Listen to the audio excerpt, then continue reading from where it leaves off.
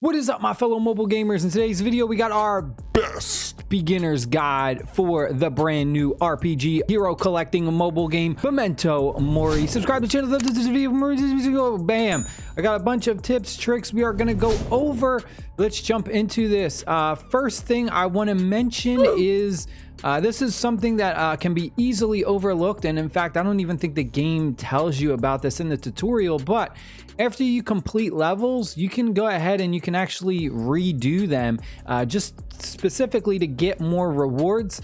You'll notice that this game is not something that you can kind of just blow through in one day. It's a lot of passive grinding. You have your AFK rewards, things like that you're gonna hit walls, right? You're gonna hit walls whether you are a pay to win or a free to play, and you're just gonna have to kind of wait for your AFK rewards to generate and things like that before you can kind of get stronger. But what you can do really quick just to get some fast rewards is on one of these levels that you already did, and it will give you 3 extra attempts per day, and you can go ahead and you can just hit replay, reapply, whatever you want to call this, re-app, and this will just kind of basically sweep that level, and you can do it up to 3 times per day. I highly suggest you do whatever your highest level is, because if you take a look at the difference, if we go and we check out some of the lower levels like 5.3, 5.2, you'll notice that the numbers decrease. So you always want to do your highest possible level to get the most maximum amount of rewards possible. And then after you do go ahead and complete those 3 attempts you have per day, click the little plus icon, and you probably have some of these tickets saved up, generated over time from just completing quests and stuff.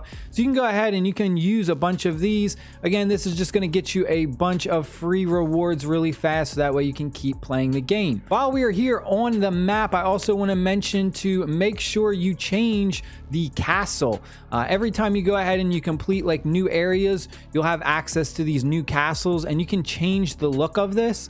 If you look for the ones that have the red dots, these will give you extra rewards. So if we go ahead and we change it to say something like this, you'll see that we get some free rewards. So very, very important. Do not overlook that. Is if we look in the bottom left corner right there, this is where you can go ahead and see a bunch of different buffs, your AFK rewards. You'll see we have our winning percentages, our population. But if we go ahead and we click this little building, you'll see we have our battle info here. We can see how much XP we are generating from our AFK rewards per hour. Our gear drop rate is at 20%. We can check out our population info, so we can again get a breakdown, see how much materials we are generating per minute or per day. And then if you go to bonuses, this is all of your active bonuses where you can see your VIP bonuses. I'm VIP 3 right now. We did spend a little bit of money in this game, and also we have the monthly boost as well, so we're getting extra XP, extra coin. Next up, you want to make sure that you add as many active friends as possible. Once you reach the home area, you're going to click friends and pretty much just add everyone. And this is most important because there is a special banner for friendship tokens. You'll see prayer of friendship. You're going to need 50 of these tokens just to do 1 summon. Also, don't overlook that if you go into your box, which is your backpack, if you go to consumables, I'm sure you have a bunch of these saved up and you may not even know about it. This will give you a huge rush of resources. You'll see we're going to get gold for 2 hours worth of our AFK rewards, 8 hours, 24 hours.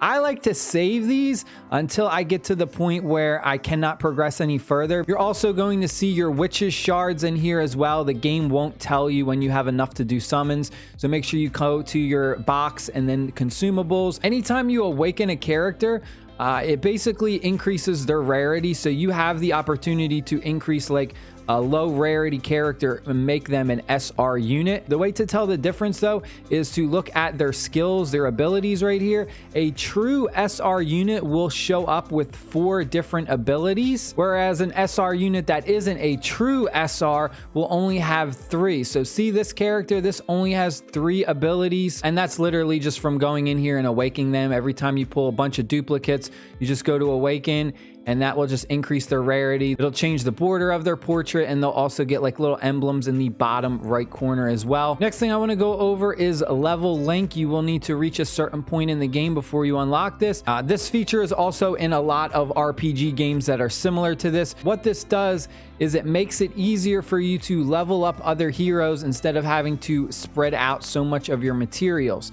So what you do is whatever 5 characters you started leveling up when you first started playing the game, continue leveling them up even if you aren't going to use them. Even if there are characters like our rarities, it's fine. Continue to level them up because you don't want to go ahead and waste a bunch of materials on leveling up 5 characters when you're first starting off, and then all of a sudden you pull an SR unit and then you're like, oh, like, see, we got like this SR unit, and then I start wasting all of my gold and XP stuff to level them up, when you can literally just come into level link and you can just dump a level 1 in here, a new SR unit that you got, and it will instantly make them whatever your lowest hero's level is.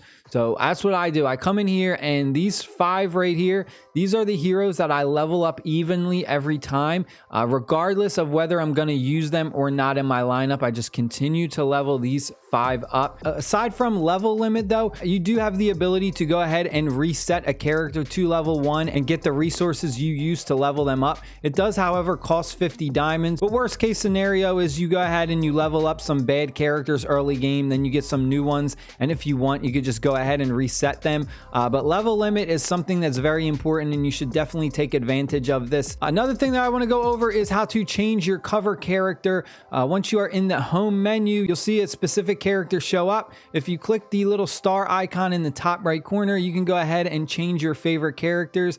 You can just click this, and then you can add a new one, click save. If it's the first time you're setting that character as your favorite, you will have to download additional data. When it comes to building out your character's gear, do not be afraid to go ahead and upgrade it as much as possible, especially the lower grade ones. If you have like an A or anything that's just really bad early game, anytime you get better gear, those enhancements will carry over to your new pieces of gear. So if we go ahead and, for instance, we have this weapon right here is leveled up to 40. If we click equipped all, you'll see that it will go ahead and it will transfer that enhancement 40 over to the new piece of gear that is an S tier. A quick, easy way to get a bunch of free diamonds is to go to your menu and go to your indexes, character indexes, and if you just look at the red dots, you'll have a bunch. All you gotta do is go through these chapter memories and you can just get free diamonds. It is a bit grindy because there's a lot, you know, you have a bunch of different chapters